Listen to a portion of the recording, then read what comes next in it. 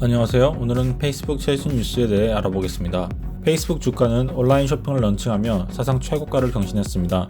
화요일에 페이스북 샵스를 발표했는데 이게 페이스북과 인스타그램에 제품 리스팅을 좀 더 쉽게 올릴 수 있다고 합니다. 이날 주가는 6% 이상 폭등했습니다. 이게 페이스북 1년 주가 흐름인데 현재는 230불로 코로나 전고점을 가뿐하게 돌파했고요. 거의 완벽한 V자 반등입니다. 수요일에 모건 스탠리가 말하길 페이스북은 아마존과 구글의 경쟁사가 될 수 있음. 이건 몇십억 달러의 짜리의 기회라고 했습니다. 자, 이런 식으로 페이스북에서 샘플을 제공했는데요. 예를 들어 인스타그램에서 마음에 드는 물건을 보면 그게 바로 해당 회사 제품들을 볼 수 있고 바로바로 결제할 수 있게 만드는 시스템이라고 합니다. 사실 이건 이미 인스타그램에서 비슷하게 사용되고 있긴 한데 이 새로운 기능은 쉽게 말해서 회사가 아예 홈페이지를 페이스북이나 인스타그램 내부에 개설할 수 있게 만들어주는 거예요. 페이스북은 이 기능을 소기업들을 도와줄 온라인 쇼핑몰이라고 얘기를 하는데요.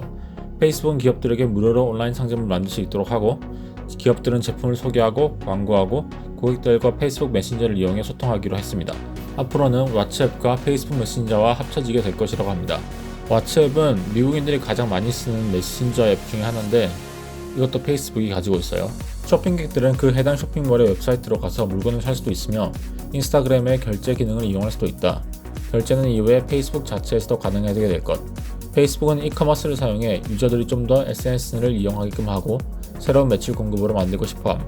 페이스북 샵스는 광고를 원하는 회사들에게 좀 더 이용 가치가 높을 것이라고 하며 우리는 바로 그 점을 이용해서 돈을 벌 것이라고 합니다. 작은 회사들이 페이스북 광고를 제일 많이 지불하고 페이스북은 작년에 인스타그램 내에서 자체적으로 결제 시스템도 만들었어요. 자, 되게 똑똑하죠. 조금만 생각해보면 이 페이스북 샵스는 사실 작은 회사들이 좀 더 쉽게 자기 제품들을 팔 수 있게 만들어준 시스템이에요. 근데 이 제품을 팔려면 광고를 해야 하는데 이 광고를 페이스북이나 인스타그램 내에서 하겠다 이거죠. 물론 광고비는 페이스북이 다 먹을 거고 제가 볼 땐 페이스북이랑 이 작은 회사들이 둘 다 윈윈인 전략이고 이 전략은 아마존이나 월마트 같은 큰 이커머스 회사와 경쟁을 할 수 있게 만들어주겠죠. 요새 페이스북 누가 써? 하는 사람들 많을 텐데 여전히 세계 1위 SNS 웹사이트입니다. 3위는 인스타그램인데 이것도 아시다시피 페이스북 거예요. 나라별로 가보면 압도적으로 페이스북 천하입니다. 페이스북은 여전히 페이스북이네요. 그래서 플랫폼이라는 게 참 중요한 것 같아요. 사실 페이스북의 주가가 오른 이유는 또 있죠. 이건 몇 주 전 내용이긴 한데 줌과의 경쟁을 위해 페이스북의 메신저 룸이 전 세계적으로 준비가 됨. 줌은 비디오 채팅 앱이며 이번 사태로 인해 모두에게 꼭 필요한 프로그램이 되었다. 이것을 대응하기 위해 페이스북은 메신저 룸이라는 새로운 비디오 채팅 서비스를 시작했는데 50명가량 참가가 가능하고 통화 길이에 제한이 없다. 유저들의 사용량은 급격하게 증가했으며 페이스북과 인스타 라이브와 같이 묶일 수도 있다. 전 이번 기사들을 보면서 얼마나 플랫폼이 중요한지 알 수 있었습니다.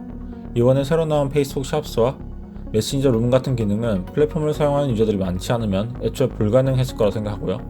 새로운 서비스들이 앞으로 어떤 매출을 가져다 줄지 궁금하기도 하고 또 어떤 새로운 서비스를 선보이게 될지 또 궁금하네요. 감사합니다.